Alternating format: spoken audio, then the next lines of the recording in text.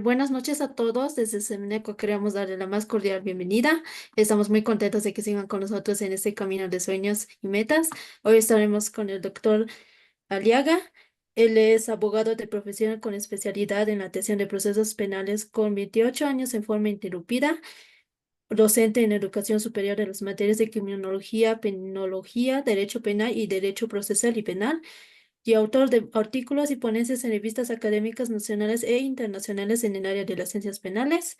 Le doy la más cordial bienvenida, doctor Aliaga. Eh, Adelante, por favor, para desarrollar el tema. Muchas gracias, muy buenas noches a todos los presentes. Para mí siempre es un motivo de satisfacción participar en estos eventos académicos que nos permiten a todos actualizarnos, retroalimentarnos y seguir en este constante aprendizaje que significa haber estudiado derecho y ejercer la abogacía. Bien, entonces vamos a compartir la presentación para el día de hoy y vamos a manejar la siguiente modalidad. Vamos a hacer una clase magistral y al final de la clase vamos a abrir el chat y los micrófonos para las preguntas, sugerencias, aportes o tal vez quieran presentar algún caso que les está dando vueltas en la cabeza para absolverlo entre todos en esta actividad.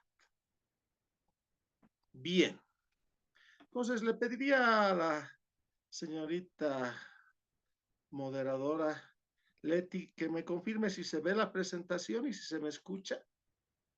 Sí, doctor, se lo logra visualizar y se lo logra escuchar también. Gracias. Entonces vamos a poner en modo.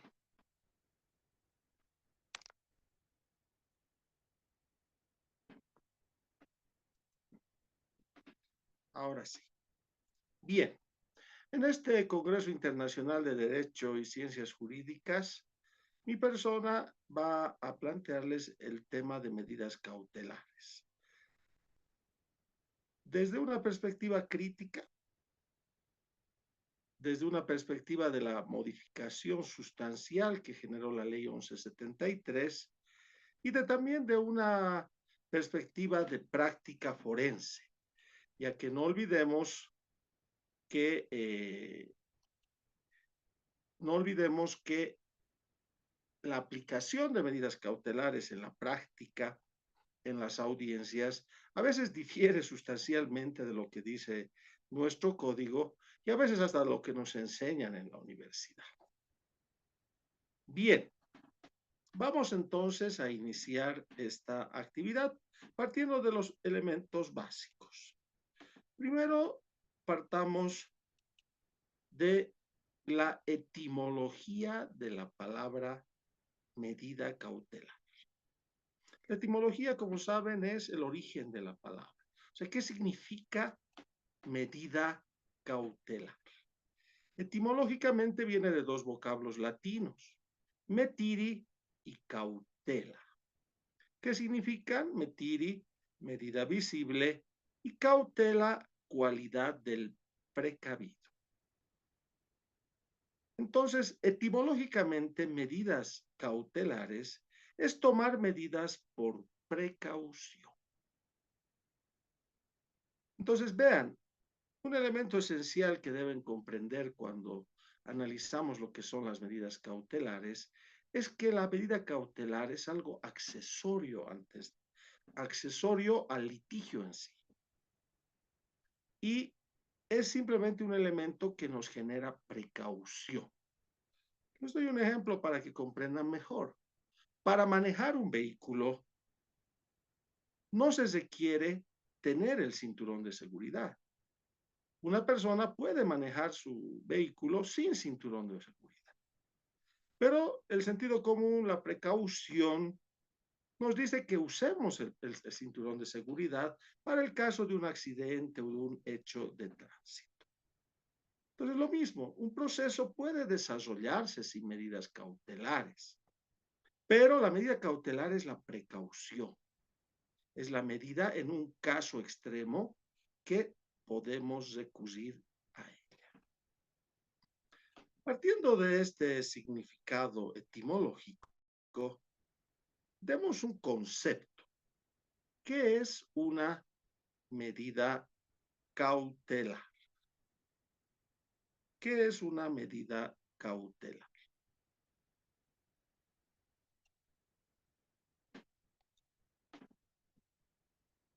La medida cautelar es un instrumento procesal de carácter precautorio, como les decía, que adopta el órgano jurisdiccional con el fin de garantizar la efectividad de sus decisiones.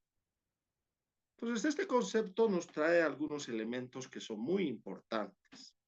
Primero, que quien determina la aplicación de una medida cautelar es siempre un juez, ¿no?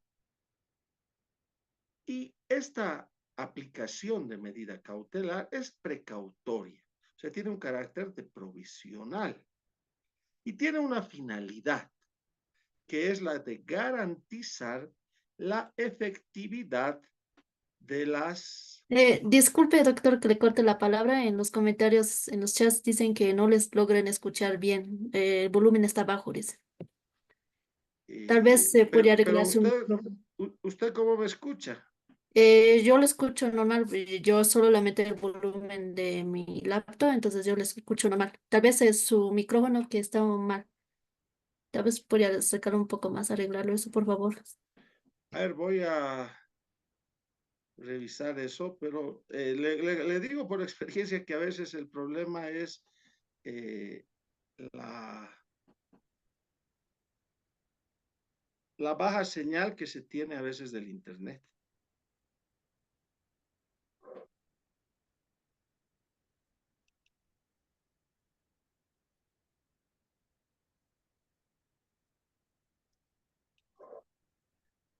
Sí, mi micrófono está al 100%, no veo que tenga ningún problema, estoy con la señal correcta, Ah, no, entonces.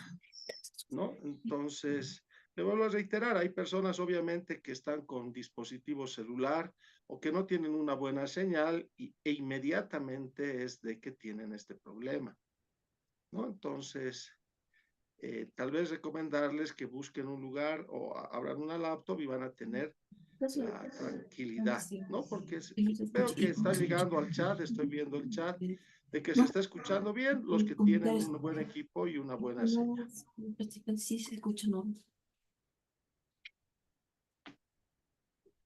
Bien, pues yo pienso que está todo en orden, pero me interrumpen nomás con toda confianza si hubiera algún problema.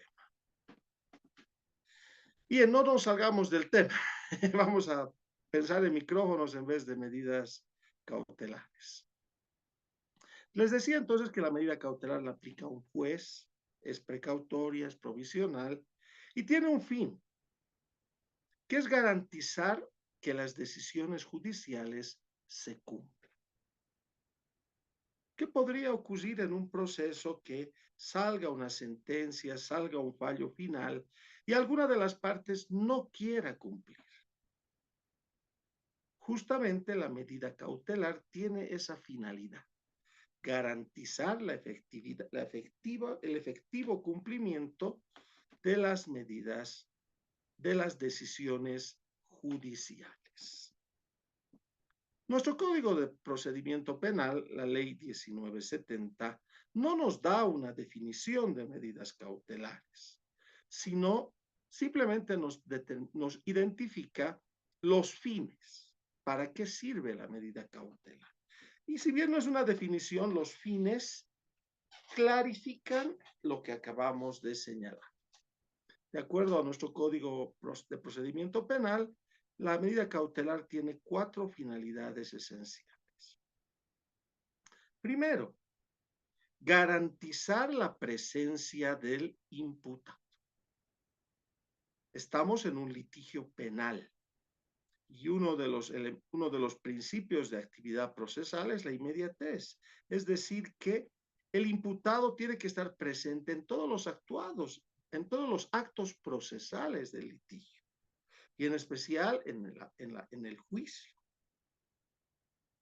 Si el imputado no está presente, el acto procesal se va a suspender.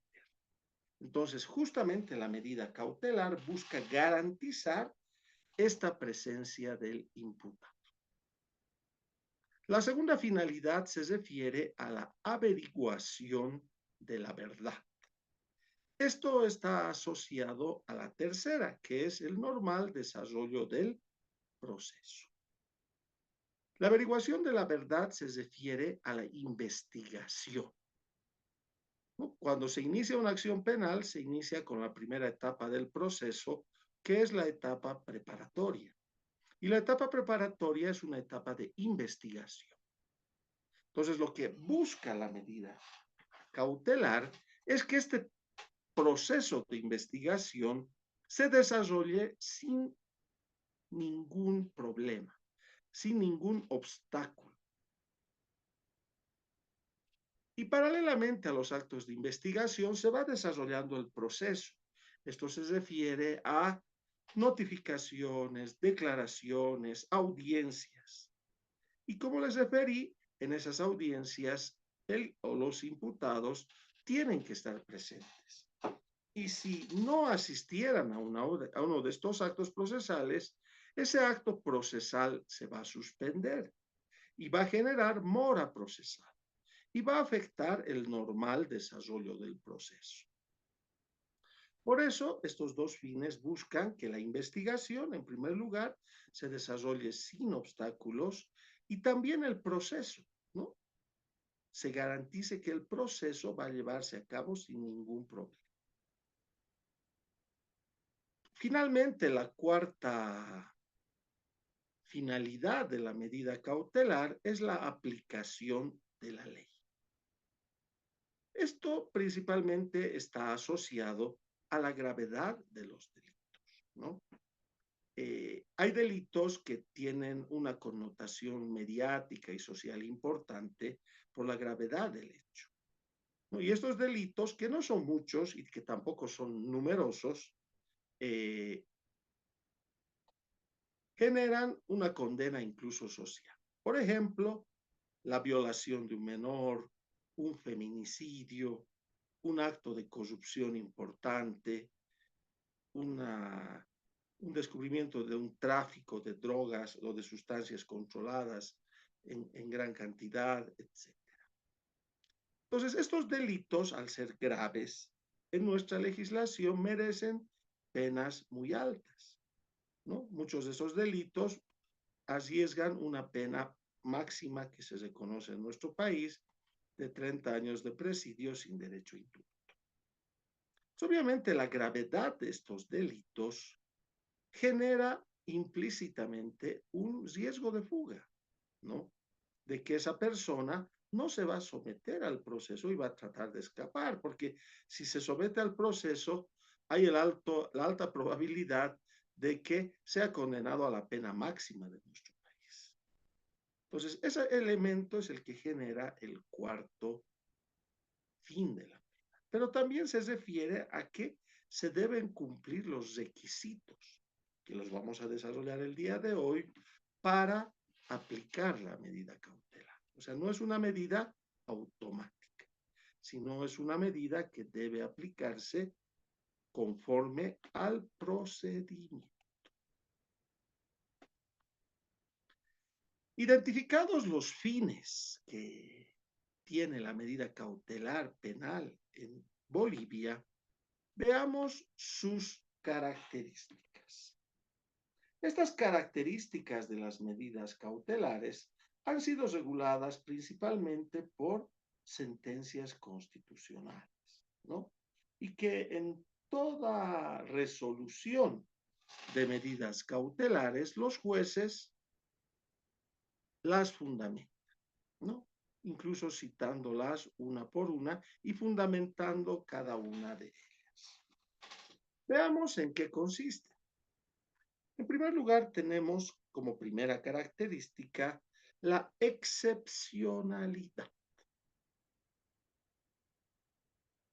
¿Qué plantea esto? Que la regla Lo normal en un proceso es que no existan medidas cautelares y que la medida cautelar sea algo excepcional, solo en casos muy graves o muy importantes. Y si se quiere aplicar una medida cautelar, igual en forma excepcional se debe aplicar la más grave y siempre hay que buscar la más benigna o la más favorable al imputado. Entonces, este carácter excepcional de la medida cautelar es muchas veces cuestionado, ¿no? O no aceptado por las partes. Podemos concebir, yo les digo, colegas y estudiantes de derecho que están escuchando, que un fiscal presente una imputación y no pida medidas cautelares, inmediatamente la víctima lo va a denunciar y va a reclamar y va a decir, ¿cómo es posible? Alguna vez lo han hecho, pero dicen, ¿cómo es posible que no pida cautelares? Muchas personas inician un proceso penal con la única finalidad de ir a una audiencia de medidas cautelares, nada más. No les interesa la investigación, no les interesa que avance el proceso, menos ir a juicio que llegue a una sentencia. Lo que le interesa es la medida cautelar. Y eso es incorrecto, porque les reitero, una de sus características es la excepcionalidad. Segundo, la instrumentalidad.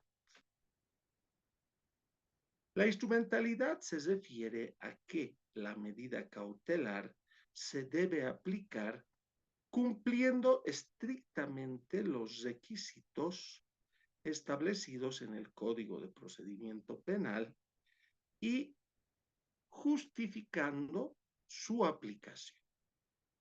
Es decir, si queremos aplicar una medida cautelar, debemos haber cumplido todos los pasos que establece el Código de Procedimiento Penal, que los vamos a desarrollar hoy, y además debemos justificar que se aplican, como vimos, en base a los fines, ¿no?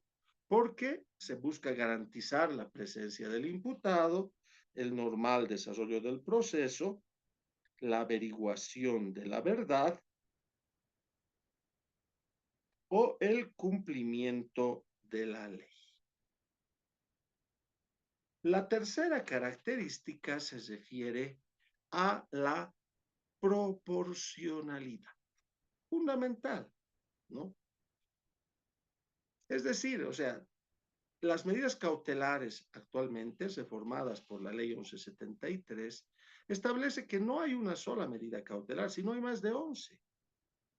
Entonces, de acuerdo a la gravedad del hecho, de acuerdo a la responsabilidad que haya tenido el sujeto, se aplicará en forma proporcional una medida cautelar si corresponde, ¿no?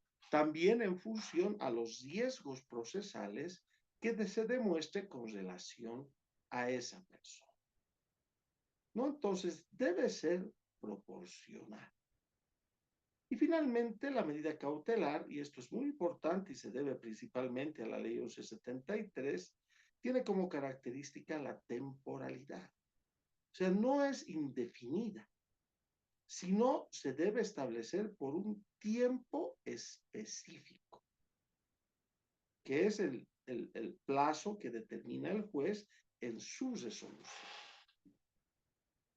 ¿no? E incluso se determina la temporalidad al establecer que la medida cautelar puede ser modificada en cualquier momento, inclusive de oficio. Entonces, vean, las medidas cautelares son excepcionales, instrumentales, proporcionales y temporales, ¿no? Y no olvidemos lo que planteamos hace un momento, que lo normal en un proceso sería que no existan medidas cautelares. Algo que ya les dije, muchos de ustedes dicen, ¿qué está hablando este señor? ¿Cómo no va a haber en un proceso medidas cautelares?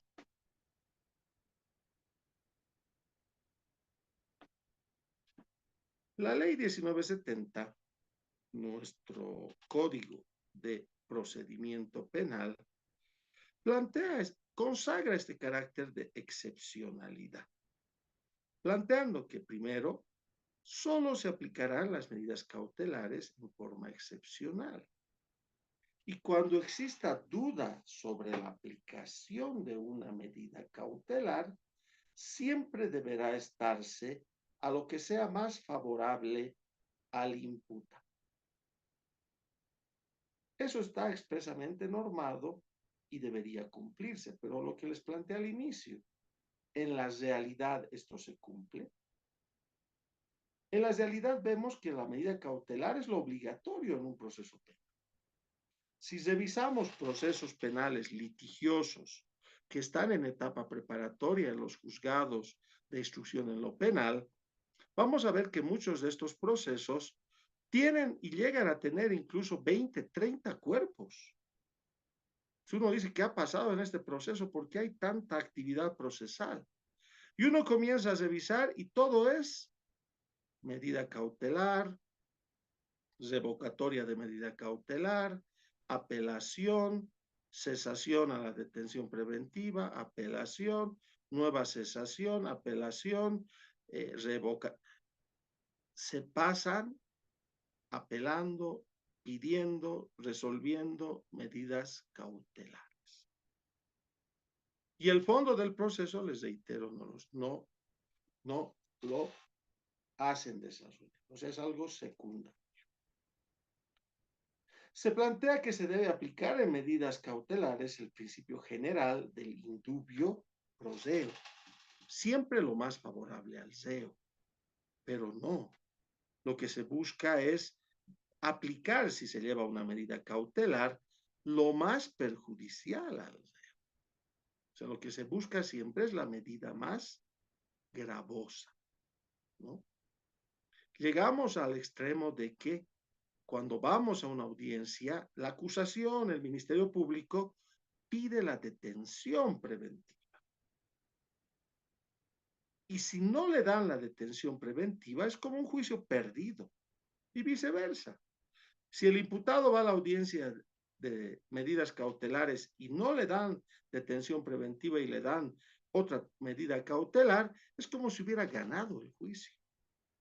Porque hemos trastocado la realidad de lo que es una medida cautelar y consideramos que en la medida cautelar se resuelve quién va a ganar y quién va a perder el juicio. Porque asociamos que la medida cautelar, especialmente la detención preventiva, es la llave para solucionar. Y eso nos abre los ojos a ver cómo judicializamos deudas o otro tipo de problemas que no los podemos solucionar en la vía correspondiente. Entonces, obviamente no nos interesa la sentencia penal, solo nos interesa la medida cautelar. Las medidas cautelares son de dos tipos. Existen medidas cautelares de carácter personal y medidas cautelares de carácter real. O sea, vean, hay una primera diferenciación de medidas cautelares. Las medidas personales buscan afectar la libertad del imputado, ¿no? O sea, buscan privar o limitar la libertad del imputado, con las finalidades que hemos visto, ¿no? De garantizar su presencia, el normal desarrollo, etc. En cambio, las medidas reales buscan afectar el patrimonio del imputado. ¿Pero con qué finalidad? Con la finalidad de garantizar los daños ocasionados por el delito, ¿no? Con la finalidad de garantizar la reparación de los daños ocasionados por el delito. Entonces, cuando se implementó la ley 1970 y en todos estos años, los abogados, los fiscales se limitaban a pedir medidas cautelares de carácter personal y dejaban muy de lado, consideraban algo muy secundario, las medidas cautelares reales. La emergencia de delitos de corrupción y especialmente a capacitaciones que se ha dado, especialmente a través de la Procuraduría General del Estado, se ha establecido que las medidas eficaces son las medidas cautelares reales, ¿no? Porque había casos de corrupción millonarios donde se llegaba a una sentencia condenatoria y cuando se pedía la reparación del daño, los imputados no tenían ni la ropa a su nombre. Por eso, la reforma de la ley 1173 también amplió la posibilidad de aplicar medidas cautelares reales, inclusive por el fiscal en las diligencias preliminares, con el fin de no hacer perder la propiedad de esos bienes, porque también hay una presunción de inocencia, sino con el fin de precautelar una posible reparación del daño. Entonces, les reitero, las medidas cautelares pueden ser personales y reales. Al aplicarse la ley 1970, el Código de Procedimiento Penal, se vio que hubo varias falencias en la ley original y eso generó varias modificaciones. Por ejemplo, se modificó y se eliminó los jueces ciudadanos.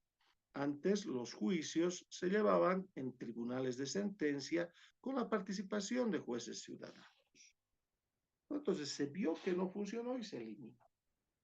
Y otro gran problema que se logró identificar era justamente el abuso de la detención preventiva. Estadísticamente se veía que los recintos carcelarios del país estaban llenos de detenidos preventivos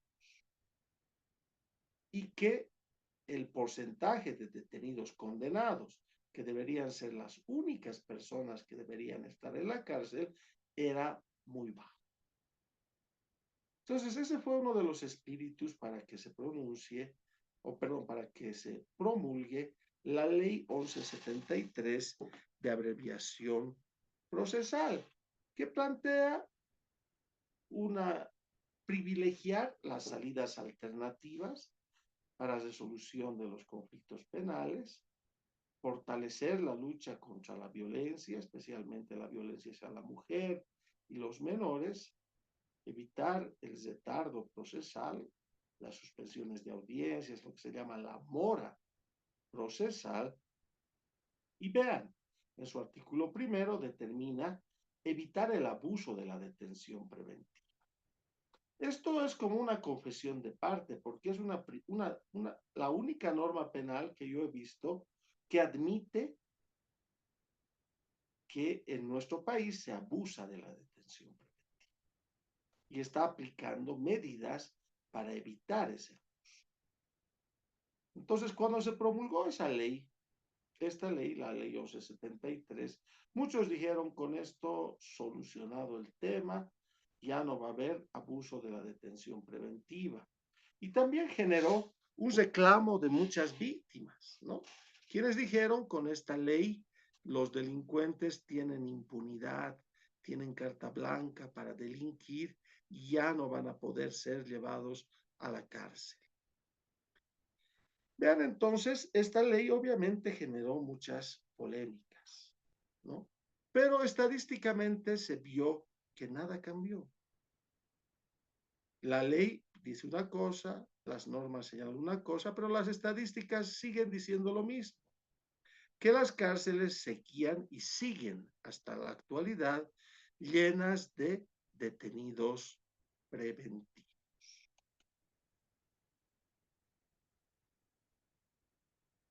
Esta reforma, aplicada a través de la ley 1173 y reforzada con la ley 1226, determina un elemento esencial, que la medida cautelar personal se va a aplicar cuando existan suficientes elementos de convicción. ¿Sobre qué? sobre la existencia del hecho y la participación del imputado, ¿no? Entonces, este elemento determinaba que eh, había que probar en la audiencia estos elementos antes de viabilizar una medida cautelar. Asimismo, había que probar los riesgos procesales, es decir, demostrar el peligro de fuga y el peligro de obstaculización. Y aclarando que la carga de la prueba le corresponde al acusador. Pero siguiendo la práctica que siempre se ha manejado, la costumbre, podríamos decir, entre comillas, en aplicación de medidas cautelares, tergiversamos. Y en las audiencias de medidas cautelares, hasta hoy, la carga de la prueba siempre la asume el imputado. Si somos abogados defensores, les pregunto, y vamos a una audiencia cautelar, ¿cómo vamos? Primero nos reunimos con la familia de nuestro cliente y le decimos, tienen que traer sus certificados de nacimiento, de matrimonio, certificado de trabajo, certificado de estudios, su folio real de su casa, su certificado domiciliario, contrato de alquiler, de la junta de vecinos, y con todos esos papeles vamos a la audiencia. Porque si no, el fiscal va a decir, no tiene domicilio, y esa es la carga de la prueba que tiene el fiscal, simplemente decir, no tiene domicilio, ¿no? Entonces, es por eso que aún se abusa de la detención preventiva, porque no se aplica objetivamente esta carga de la prueba. La reforma esencial que ha generado la ley 1173 en el régimen de medidas cautelares es el haber eliminado el artículo 340 del Código de Procedimiento Penal. Antes de la ley 1173 existía la detención preventiva y las medidas sustitutivas a la detención preventiva. Entonces, obviamente, el acusador lo que buscaba era la detención preventiva.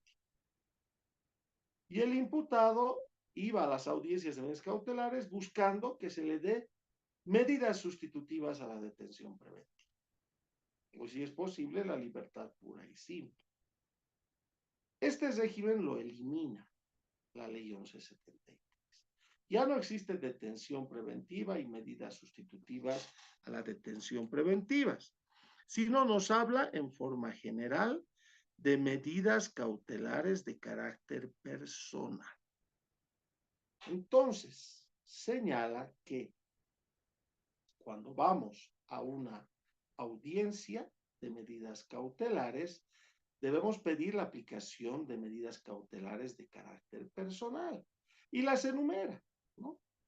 Y señala que el juez debe pronunciarse sobre la viabilidad, con la carga de la prueba que le corresponde al acusador, de aplicar alguna de ellas.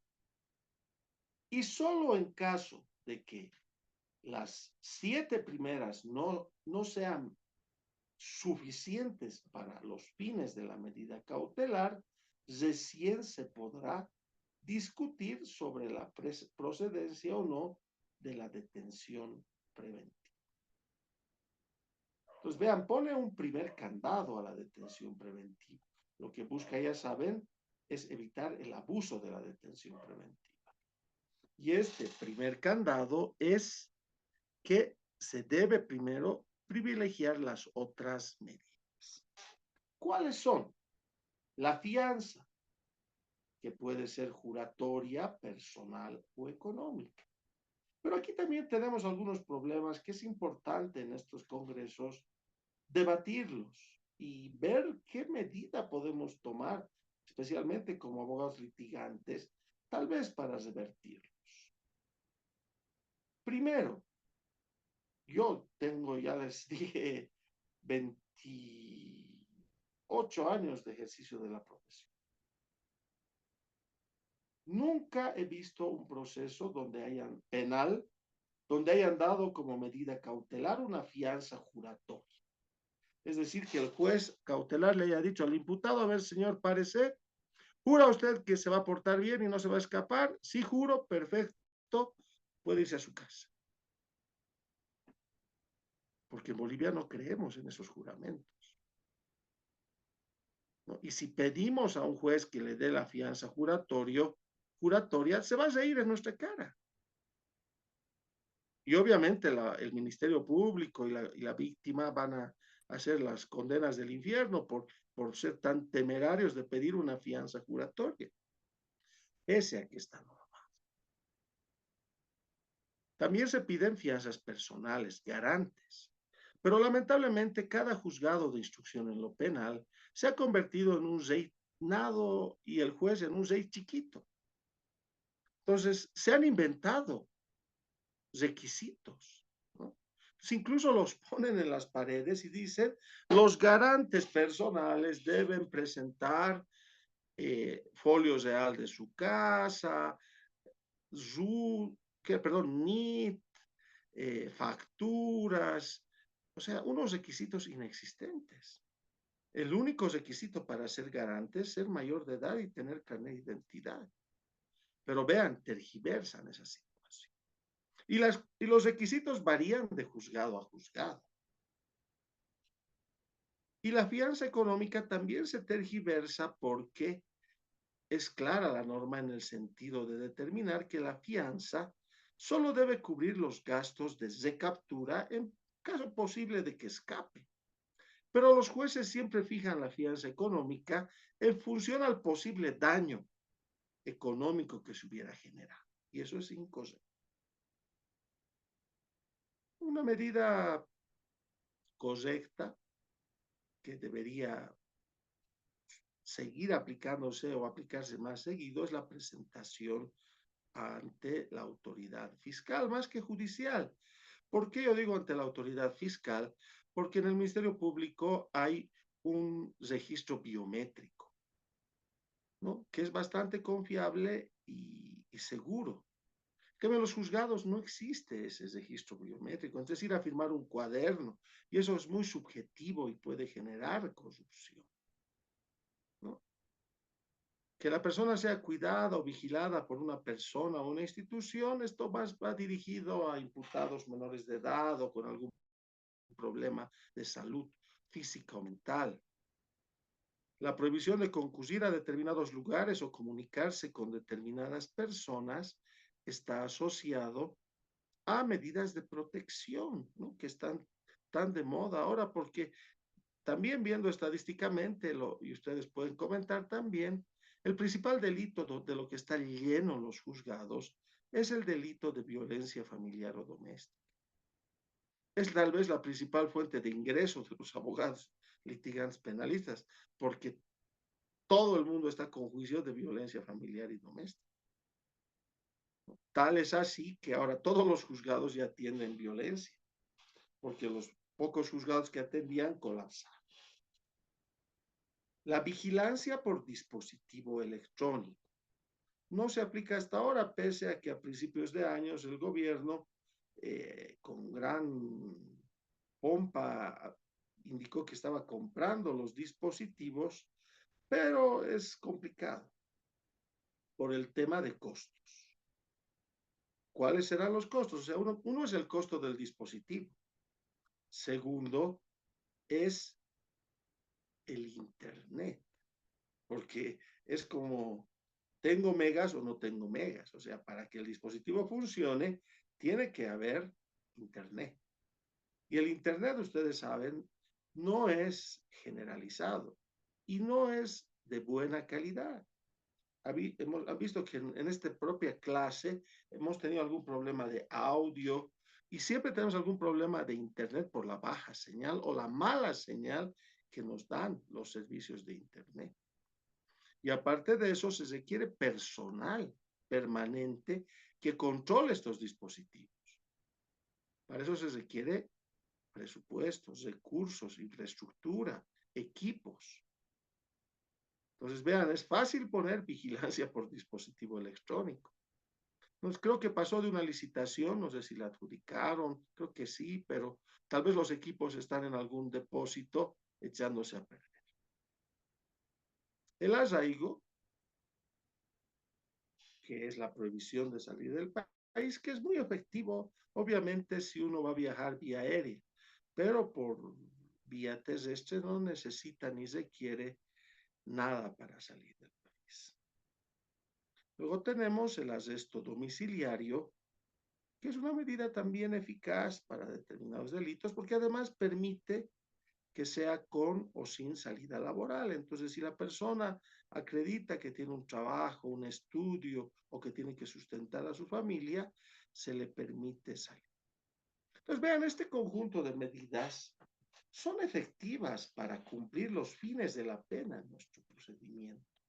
Entonces, el juez cautelar tiene la obligación, y lamentablemente muy pocas veces ocurre, de fundamentar en su resolución por qué considera que pedir una fianza, que se presente a la fiscalía, que no se comunique con la víctima, que esté arraigado o que esté con arresto domiciliario, no es suficiente para desvirtuar los riesgos procesales. Tiene que fundamentar eso y no lo hace. Y si lo fundamentara, recién se podría discutir si va a proceder o no la detención preventiva, porque es la medida extrema, la más excepcional dentro de lo excepcional que es la medida cautelar. Entonces, para realizar la medida preventiva, la detención preventiva, primero vamos a ver los casos en los que no procede la detención preventiva. Y esto es muy importante porque en la relación del abogado con el cliente debe siempre generar la verdad y la honestidad por parte del abogado. No vender falsas ilusiones con el fin de justificar un pago de honorarios, ¿no? Entonces, a veces se le dice, sí, vamos a hacerle juicio, lo vamos a meter a la cárcel, y es un delito de acción privada. Vean, entonces debemos siempre analizar eso. ¿En qué casos no puede proceder la detención preventiva? En delitos de acción privada, en ninguna forma.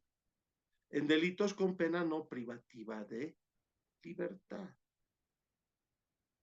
Para personas con enfermedad terminal.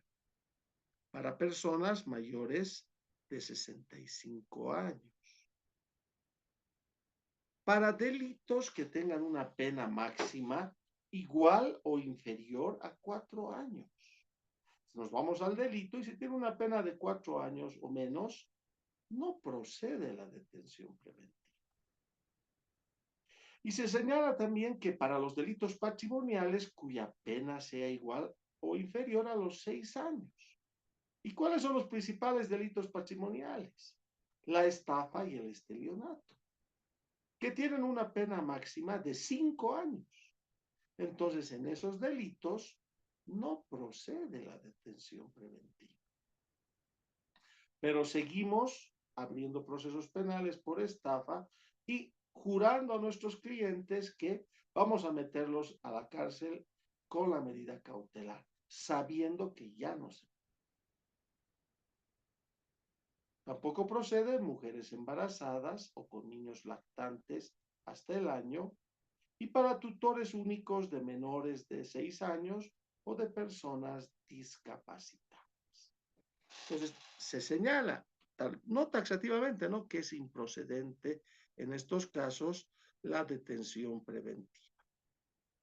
Pero no se olviden que en derecho toda regla tiene su excepción. Entonces, en la ley 1173 dice, en estos casos no procede la detención preventiva, pero plantea la excepción.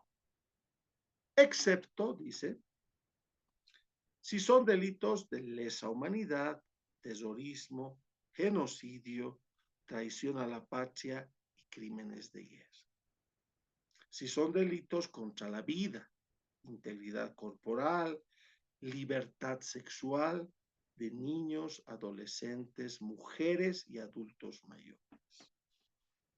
Si son delitos patrimoniales, con fuerza física en las personas, robo agravado, o robo. El robo también tiene fuerza física. Si son delitos patrimoniales, con afectación al Estado. Entonces, obviamente puede haber un delito que tenga una pena de 5 años, pero si atenta contra la integridad corporal de un niño, una mujer o un adulto mayor, se aplica la excepción y puede proceder la detención preventiva. O sea, lo que quiero que comprendan es de que si hay varios casos actualmente en que no procede la detención preventiva, esto no significa que se está fomentando la criminalidad y que se está dando carta blanca a los delincuentes. Lo que se busca con estas medidas es que cambiemos el chip y que veamos que si abrimos un juicio penal, nuestro fin en el juicio penal es llegar a una sentencia ejecutoriada, no a una medida cautelar. Entonces, si no cambiamos esa forma de pensar, obviamente va a ser bastante dificultoso.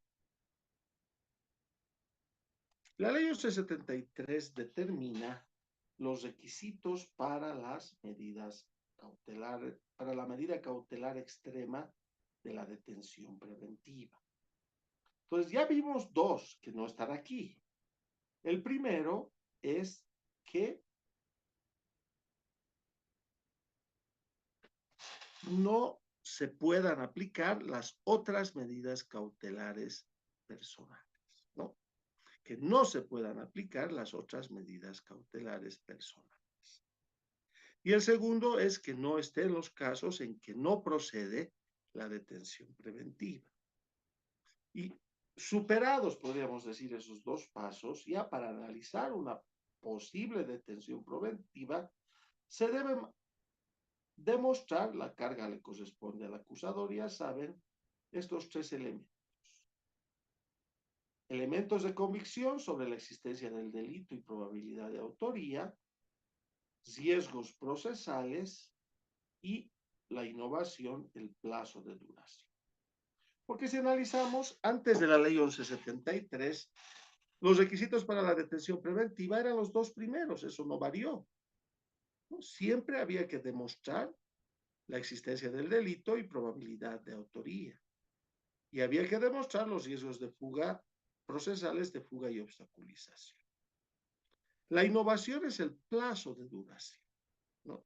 Entonces, el plazo de duración está asociado a que en la audiencia se debe justificar por parte de la acusación cuánto tiempo necesitamos que la persona esté en detención preventiva, pero justificando ese plazo en los actos de investigación que consideramos son importantes y que están pendientes a realizar para cesar el caso. Entonces, no es genérico, pero lamentablemente lo usa, ¿no? Hay un delito grave, lo denunciaron por violación y se pide 6 meses de detención preventiva para investigar. ¿Por qué? Porque es una violación de un menor y es grave. No. El plazo de duración debe estar asociado a qué actos de investigación faltan. ¿Por qué? Porque una vez que se cumplan esos actos de investigación faltantes, se tiene que dictar un requerimiento conclusivo y en su caso ir a juicio. Entonces muchas veces vean, y esto analizando tal vez, hasta pensando mal tal vez, muchas veces los pedidos de detención preventiva con plazos largos son como un medio de ayudarle al imputado a que el caso se olvide, ya no estén tan pendientes de él para poder lograr luego una cesación. En cambio, con un plazo corto le ponen plazo a que la investigación termine diligentemente y se pueda ir a un juicio lo más pronto posible, porque les reitero, lo que nos interesa es llegar a una sentencia, no a una medida cautelar. Veamos un ejemplo.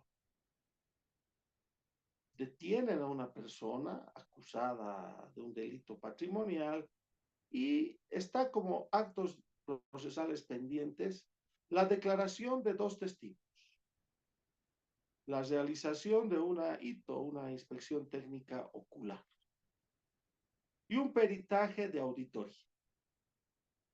Y por como faltan esos tres actos pendientes, el fiscal pide 6 meses para realizar. Eso es incorrecto, señores, porque seamos objetivos. Si tenemos que tomar la declaración a dos personas, ¿cuánto tiempo necesitamos para tomar la declaración a dos personas? Incluso puede ser una mañana, ni siquiera un día. En una mañana podemos tomar la declaración a dos personas. Una audiencia técnica de inspección técnica ocular. No se les requiere ni una hito no requiere ni la presencia de las partes, solo tiene que ir el investigador con el investigador especial, digamos con toda la logística y todo el problema que significa, pongámosle 10 días por demás para que se lleve a cabo la inspección ocular. Un peritaje. El perito va, se le da un plazo de 15 días, por decirles, para que haga su peritaje, presenta su dictamen y listo. O sea, ampliando plazos y con carga procesal, en un mes por demás se cierra la investigación. Pero ¿qué fiscal va a decir, pido la detención preventiva por un mes? O sea, es imposible. ¿No? Entonces, eso del plazo no se está cumpliendo correctamente. ¿Y qué es lo más grave del tema del plazo? Por ahí vuelve el abuso. Porque ya le dije, faltando 3 diligencias pendientes muy simples que se puede terminar en menos de un mes, piden 6 meses de detención preventiva. Y cuando se van a cumplir los 6 meses, piden ampliación del plazo y dicen, por la carga procesal no hemos podido recibir esas pruebas. Sigue pendiente la declaración de los testigos, la hito y el peritaje, que se amplíe por otros 6 meses más. Y el juez les da curso. Se apela y confirma. Vean entonces, eso de que se busca evitar el abuso de la detención preventiva, a veces es bastante lírico. Obviamente hay que ver esto desde la perspectiva de abogado defensor, pero también como abogado acusador, ¿no? Porque a veces el abogado acusador se ve frustrado al pedir medidas cautelares y no obtener ningún resultado. Pero debe ir el abogado, ese es un criterio personal, el abogado acusador, más que pelear la medida cautelar, debe ir al fondo del proceso. Acto conclusivo, acusación, juicio. Eso es lo importante. Los riesgos procesales que determina el Código de Procedimiento Penal, ustedes los conocen y los repasamos muy rápidamente, son el peligro de fuga y el peligro de obstaculización. El peligro de fuga está asociado al peligro de que el imputado no se someta al juicio y busque eludir la acción de la justicia, ¿no? Entonces, este peligro procesal se demuestra acreditando, les reitero, que no tiene un domicilio, una familia o un trabajo, que tiene facilidades para abandonar el país y o ha realizado actos preparatorios de fuga, un comportamiento anterior en otro proceso, salidas alternativas como antecedente por otros delitos, actividad delictiva anterior y peligro efectivo para la sociedad o la. Entonces, estos son los peligros, las causales de peligro de fuga más comunes, y que son relativamente sencillas de desvirtuar, ¿no? Porque uno puede acreditar domicilio, puede establecer que no ha viajado, o en último caso entregar su pasaporte, un arraigo puede generar ese desvirtuar el peligro de abandonar el país, presentar el ZEHAP, el CIPAS, antecedentes policiales, eh, antecedentes la Fuerza Especial de Lucha contra el Narcotráfico, y se desvirtúa todo eso. El gran problema es la última causal, el peligro efectivo para la sociedad o la víctima. Porque ¿cómo argumentan los fiscales? Los fiscales dicen, ha habido una agresión física y el hecho que el imputado esté en libertad es un peligro para la víctima. Entonces, vean, ¿qué tenemos que hacer entonces para desvirtuar ese elemento?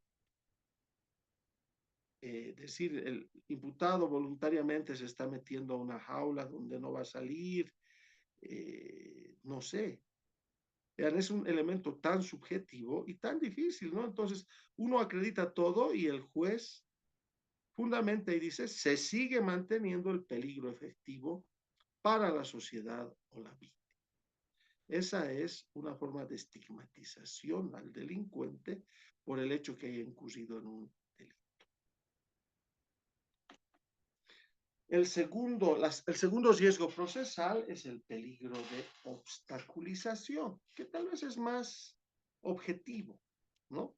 Porque en el peligro de obstaculización se habla de que ayuda a destruir o modificar medios de prueba. Obviamente, si se logra demostrar eso, es un peligro latente. Influya negativamente sobre los partícipes, testigos del hecho, es un riesgo procesal que lamentablemente no se puede desvirtuar, y eso lo ha reconocido el mismo Tribunal Constitucional en varias sentencias constitucionales, que este riesgo de influir negativamente sobre partícipes y testigos está vigente en la etapa preparatoria, en la etapa de juicio e inclusive hasta la ejecución de sentencia, ¿no? Entonces, el hecho de que nos abran un proceso penal ya activa este peligro. O que se influya negativamente sobre funcionarios, jueces, fiscales o policías encargados del caso. Entonces, estos riesgos procesales se configuran lo que se conoce como el peligro de obstaculización. Tenemos ahí los riesgos de fuga y de obstaculización. Y aparte de eso, lo que analizamos hace un momento, el tema del plazo de duración. Entonces, si pese a todos estos elementos, el juez ordena la detención preventiva, independiente de la apelación, el mecanismo que tenemos es pedir la cesación a la detención preventiva. Ahora bien, la cesación a la detención preventiva debe hace una trastocación de la prueba, en el sentido de que la carga de la prueba se le traslada al imputado. O sea, se presume que el acusador y el Ministerio Público ha probado los riesgos procesales, pese a que muchos de ellos ni siquiera los ha probado, simplemente los ha citado y el juez les ha dado curso. Pero ya para la cesación, la carga de la prueba le corresponde al imputado y el control probatorio pues es rigurosísimo, ni siquiera riguroso. Entonces uno, por ejemplo, le desvirtúan, le dicen, no tiene domicilio, y presenta el folio real de su inmueble y dicen, este folio real no tiene catastro. En el nombre que figura en el folio real, hay un error, no dice Juan Alberto, sino dice Juan. Lo mínimo observa. ¿No? No tiene trabajo, presenta su contrato de trabajo y dicen, este contrato no está visado por el Ministerio del Trabajo. El empleador no tiene el ROE de la Inspectoría del Trabajo. Falta el NIT. No tiene registro de, o sea, lo buscan la prueba perfecta para desvirtuar los riesgos procesales sin considerar que cuando se dio la detención preventiva, a grandes rasgos y sin mayor fundamentación, aplicaron el riesgo. Entonces es complicado, no imposible, pero muy complicado lograr la cesación por nuevos elementos de convicción. También cuando se vence el plazo, ¿no? Pero ahí ya los fiscales, primero un poquito se dejaban sorprender, pero ahora ya no, ya saben. Pues ni bien se está venciendo el plazo, piden la ampliación por otros 6 meses. Y con eso no hay que, ¿cuándo pedir esta situación? Cuando exceda el mínimo legal de la pena, cuando sean 12 meses sin acusación o 24 sin sentencia, enfermedad grave o terminal o mayor de 65 años. Pero aquí también corren las excepciones como para la improcedencia de la detención preventiva. Entonces, el mecanismo que luchan muchos privados de libertad es pedir la cesación de la detención preventiva. Ya les dije, es como un camino muy largo, porque van a una audiencia de cesación y tienen, por decir, 4 causales que desvirtuar. En la audiencia, en la primera audiencia le dicen se ha desvirtuado la primera causa. Y va en apelación y ya, se desvirtúa la primera causal, pero siguen las otras 3, siguen detención preventiva. Luego se pide otra vuelta a cesación y se rechaza. Se pide la cesación, se rechaza. A la cuarta vez dice, se ha desvirtuado la segunda causal. Pero hay otras 2, sigue la detención preventiva. Y así. Y a veces queda una sola causal, la que nunca se levanta, y dicen, en caso necesario, con una sola causal, puede mantenerse la detención preventiva.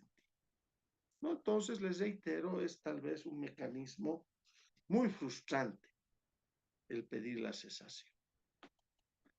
Ahora, obviamente, hay que proteger a la víctima. No se trata aquí ni es una charla para defender a los imputados. ¿Qué pasa si el imputado no se somete al proceso o se beneficia como debería corresponder con alguna medida cautelar personal que no sea la medida extrema de la detención preventiva y la incumple?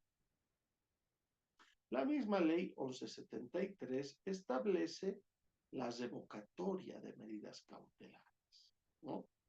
Cuando incumpla las obligaciones impuestas, pues realice actos que activen los riesgos procesales o en casos de violencia, incumpla las medidas de protección. Entonces, vean, el hecho de que un imputado no cumpla medidas que le permiten asumir el proceso en libertad van a agravar su situación procesal, ¿no? Entonces, no se trata de que terminó la audiencia de cautelar y el imputado puede hacer lo que le da la gana, como a veces lamentablemente ocurre. Hay que pedir la revocatoria, demostrar el incumplimiento, y eso puede generar la agravación y en un caso extremo, incluso que se le aplique la detención preventiva. ¿No? Entonces, vean, tenemos siempre que manejarnos en el sentido de ser abogados defensores, pero también como ser abogados acusadores. Pero en el fondo, en estos 2 puntos, no olvidemos la premisa inicial de este curso, que la medida cautelar es excepcional, que lo que deberíamos estar ocupados en el proceso penal es de que avance y se llegue a una acusación y a una sentencia, no ocuparnos y rompernos la cabeza con medidas cautelares.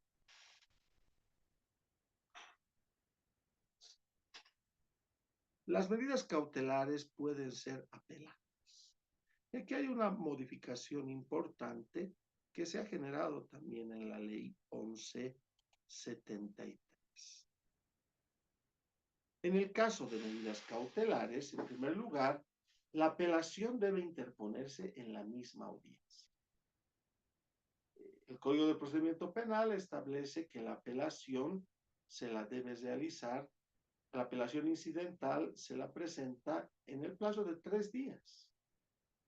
Pero en el caso de medidas cautelares, con las reformas se establece que en la misma audiencia se debe interponer la apelación y conceder el recurso para que en 24 horas sea remitido al superior en grado. Entonces, si uno no apela en la audiencia directamente, va a ser desestimada su medida cautelar. Pero escuchen bien, hay que apelar. No hay que hacer una reserva de apelación o anuncio de apelación, sino hay que apelar en la audiencia.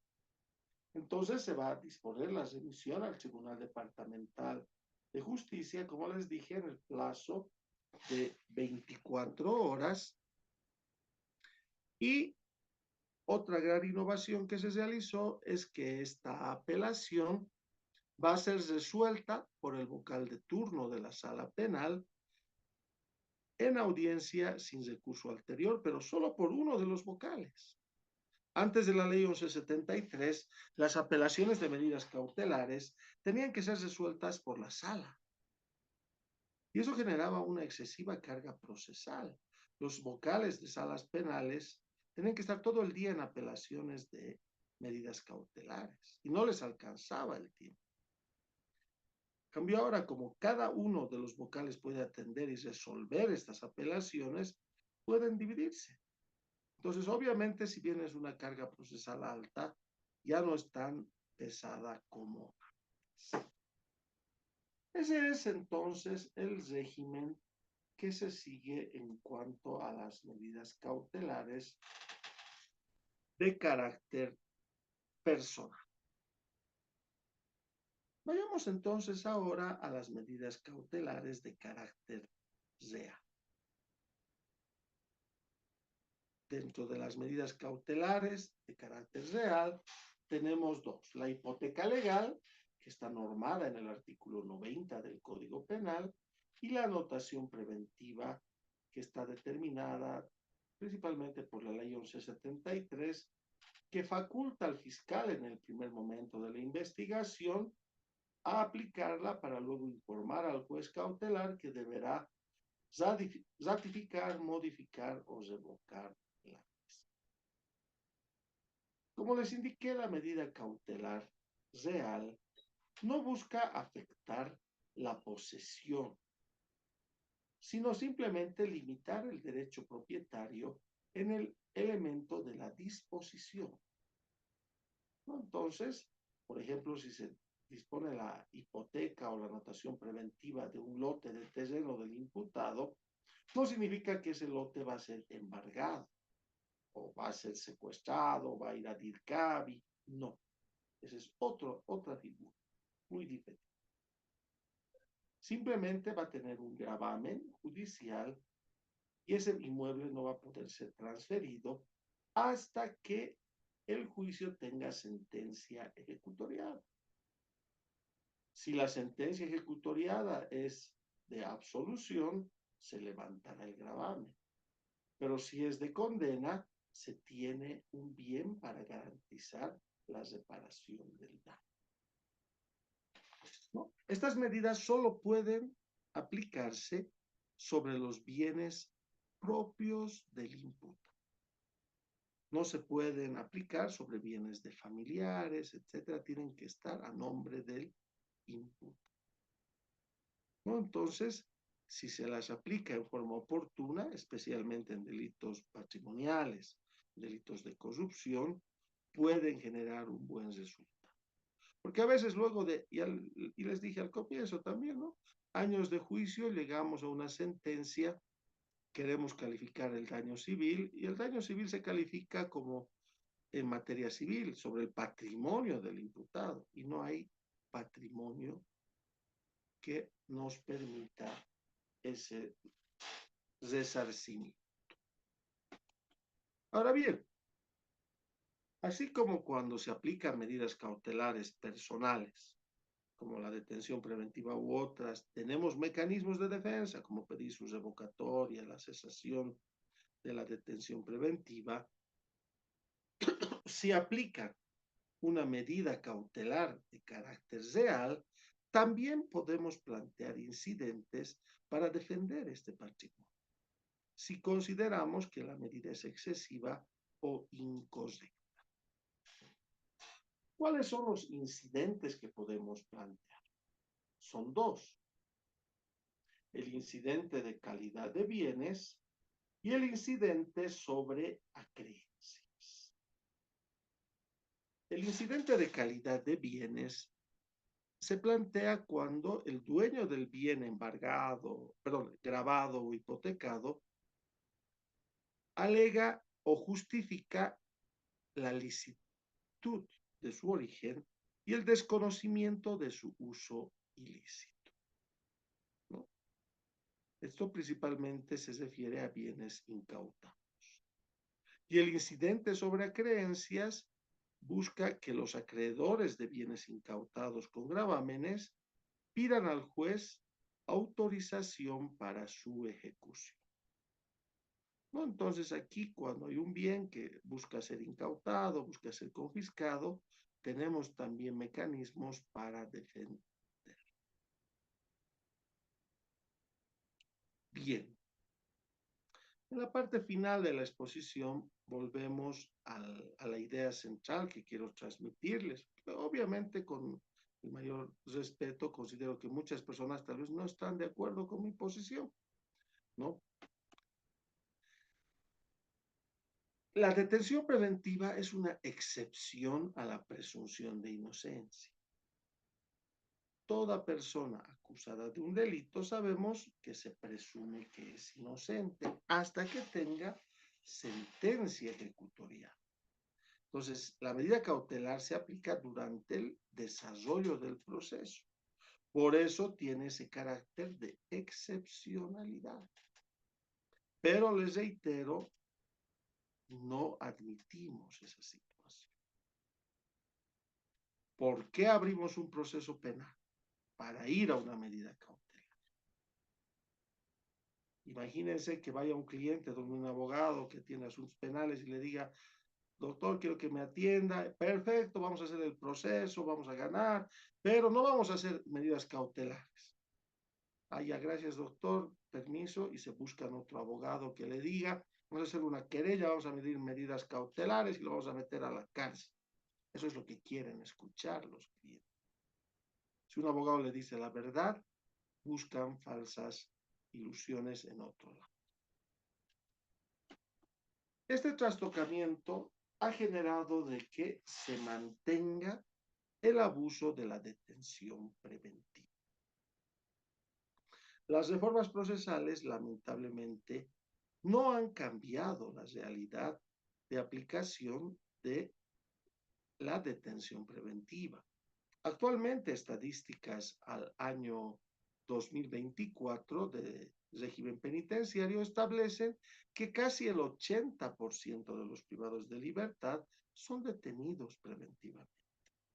O sea, son personas que no tienen sentencia, ¿no? Que no tienen sentencia.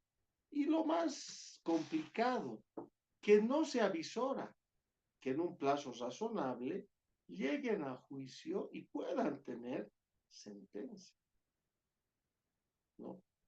Entonces, vean, es un tema bastante delicado que genera que continúe el abuso de la detención preventiva. Si hablamos de detención preventiva, no podemos hablar de penas, porque la pena se aplica en sentencia. Y el fin de la pena en Bolivia es la enmienda y rehabilitación.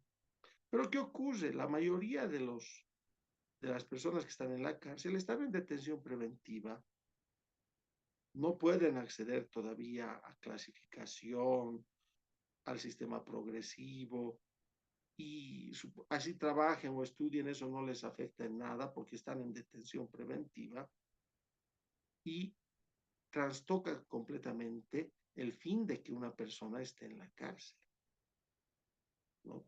Porque la idea que da nuestra Constitución y el Código Penal es que si una persona ingresa a la cárcel es para cumplir una sanción y rehabilitarse. Pero con la detención preventiva el fin es que esté ahí. Ese, no hay otro justificativo. No hay una rehabilitación. Esto ha generado, obviamente, el hacinamiento en los recintos carcelarios, que es realmente alarmante. Y además, este abuso de la detención preventiva ha generado la mercantilización de los recintos carcelarios, ¿no? Es como una gran inmobiliaria la cárcel de San Pedro, ¿no?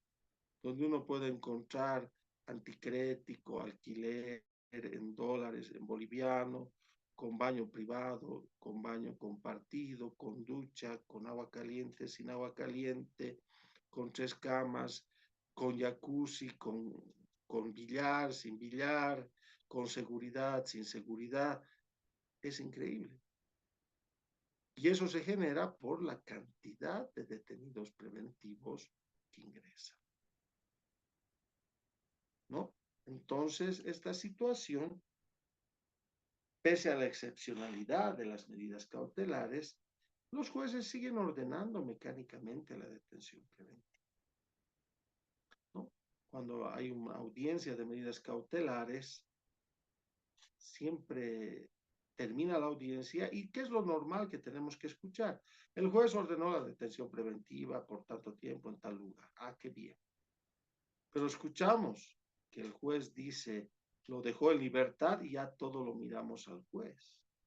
Y en algunos casos ese rato hace operativo transparencia, la FELC con anticorrupción y lo van a detener al juez. ¿Cómo no va a aplicar la detención preventiva? Vean ahí como una orden de que lo normal tiene que ser la detención preventiva. Y les reitero, una vez que se aplica, así sea forzada, la detención preventiva, luego el trámite de la cesación a la detención preventiva resulta sumamente dificultoso, sumamente oneroso, donde los privados de libertad deben ingresar a una serie de trámites procesales complicados para obtener los elementos de convicción que enerven. En este problema, finalmente, debemos considerar la presión mediática, ¿no? Que compromete la independencia judicial, ¿no? Y esta presión también se va generada por una presión política, ¿no? Porque hay tanto interés de la política en las elecciones judiciales, porque es un mecanismo de poder casi absoluto, manejar la justicia. Muchos medios de comunicación o comunicadores sociales tal vez se han hecho famosos generando esa presión, ¿no? Entonces muchos jueces prefieren aplicar mecánicamente medidas gravosas antes de que sean cuestionados, sean acusados o hasta a veces son suspendidos, destituidos. ¿Para qué me voy a hacer problema? Lo mando en detención preventiva, ¿no? Entonces eso ha generado y sigue generando el abuso de este sistema. Esto nos genera un grave problema, ¿no? Porque vemos que la finalidad del proceso no es llegar a una sentencia. La finalidad de los procesos es aplicar una medida cautelar gravosa. Entonces, como les manifesté, no lograr esa medida cautelar gravosa determina que la persona no considere que ha perdido el proceso. Termina la audiencia cautelar, lo pusieron en libertad al imputado. ¿Qué hace la víctima? Inmediatamente está buscando otro abogado, porque considera que su abogado no ha sido lo suficientemente competente para lo que él quería, mandarlo preso a la parte contraria, ¿no?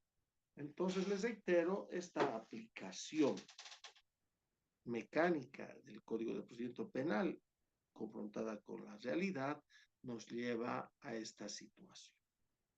Entonces, esto no significa que estamos sin remedio. Tenemos que ir bregando contra esto. O sea, la medida cautelar en algunos casos se justifica. Lo que no se justifica es que en todos los casos de medida cautelar se quiera buscar una detención preventiva. y se considere una barbaridad que no le den la detención preventiva, ¿no? Debemos ver la forma discrecional como se maneja la detención preventiva, pero esta discrecionalidad judicial es no solo en medidas cautelares, es en todo,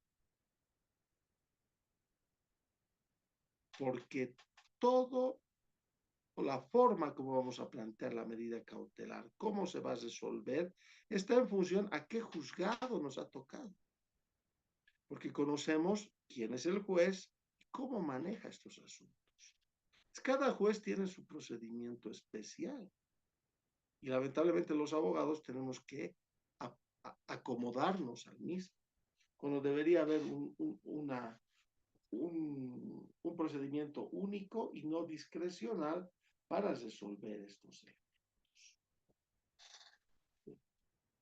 Bien, esa es la presentación que he preparado para el día de hoy.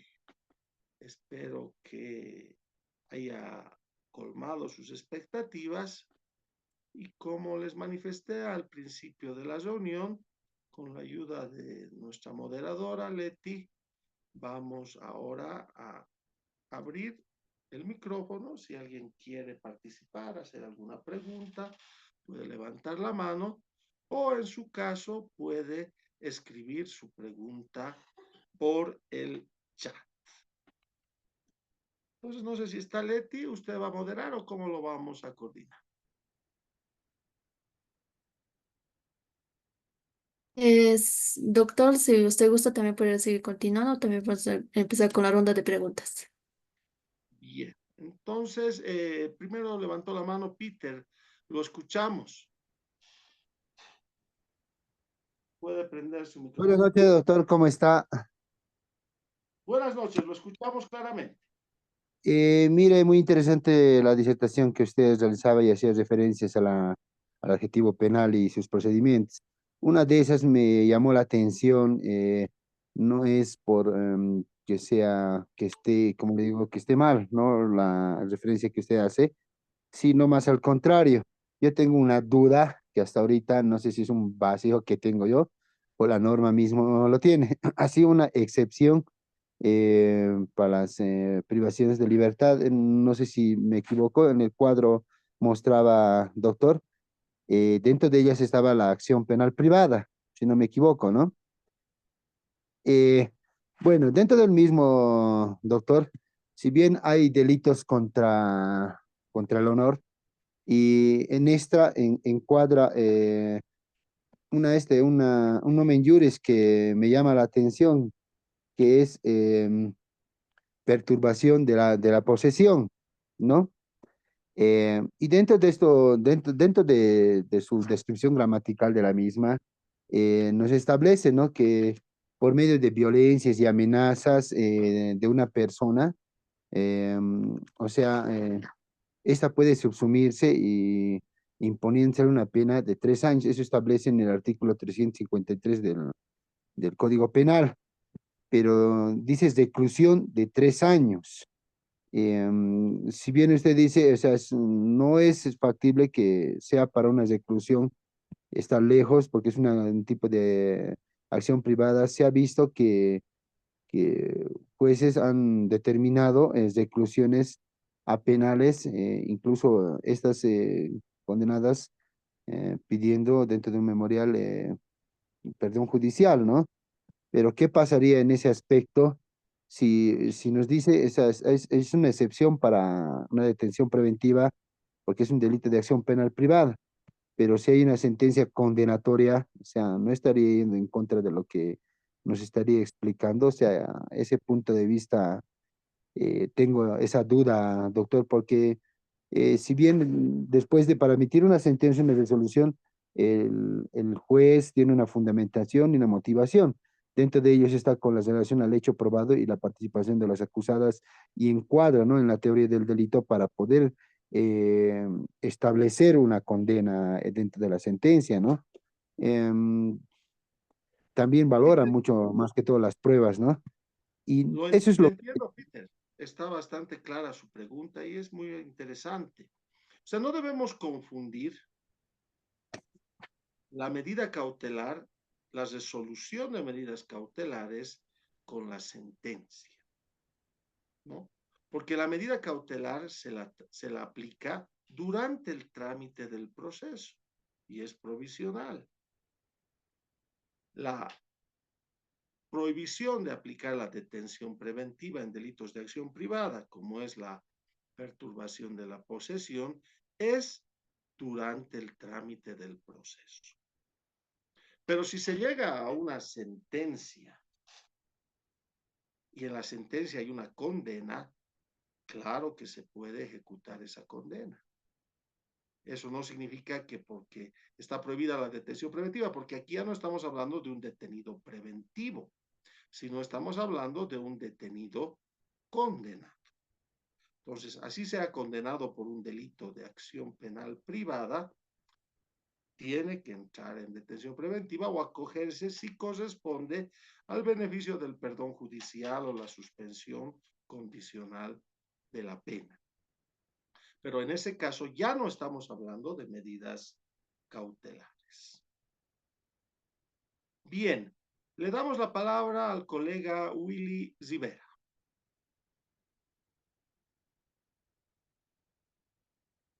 Hola, muy buenas noches, doctor. Es lo siguiente. A mí me ha llamado la atención referente a los dos presupuestos que usted ha manifestado para una medida cautelar. Uno de los presupuestos es primero acreditar la autoría y segundo los riesgos procesales, ¿verdad?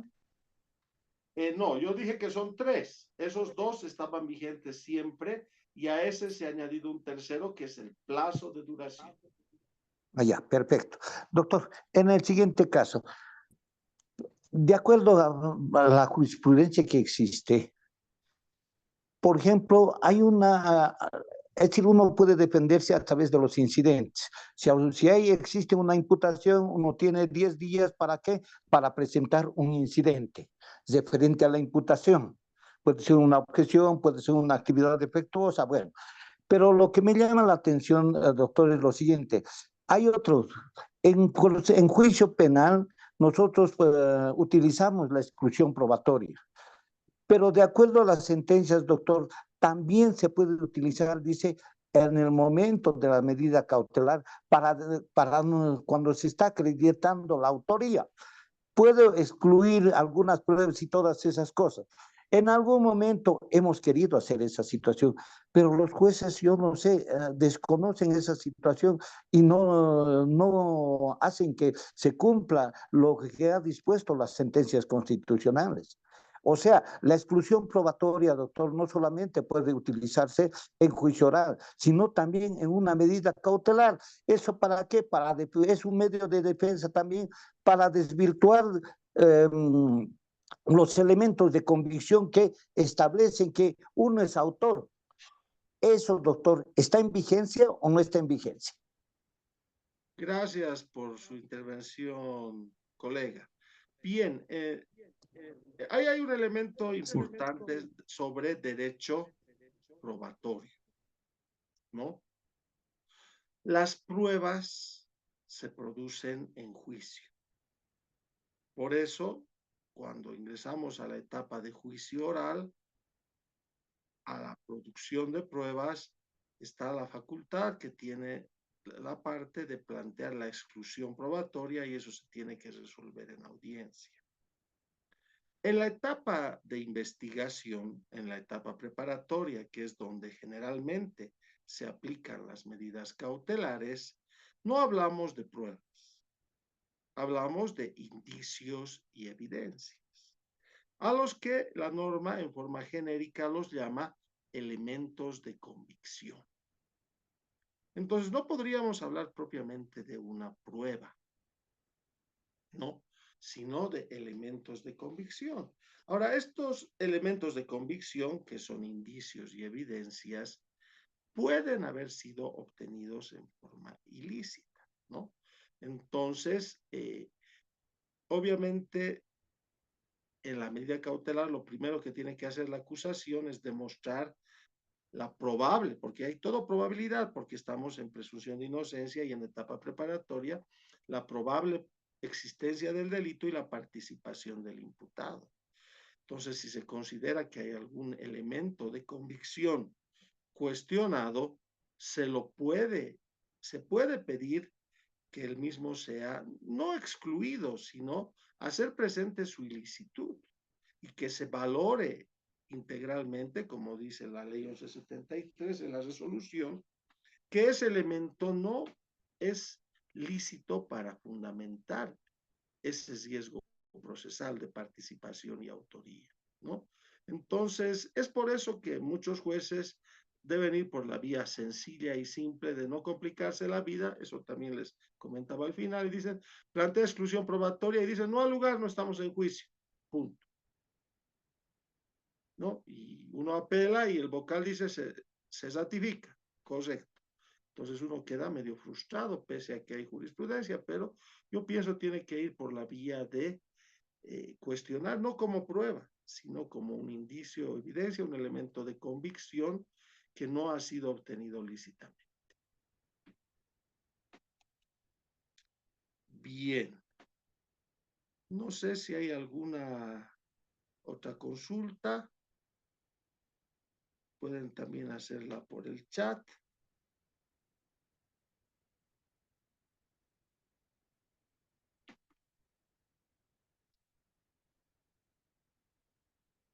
Yo pienso, si no hubiera más consultas, cesaríamos la sesión.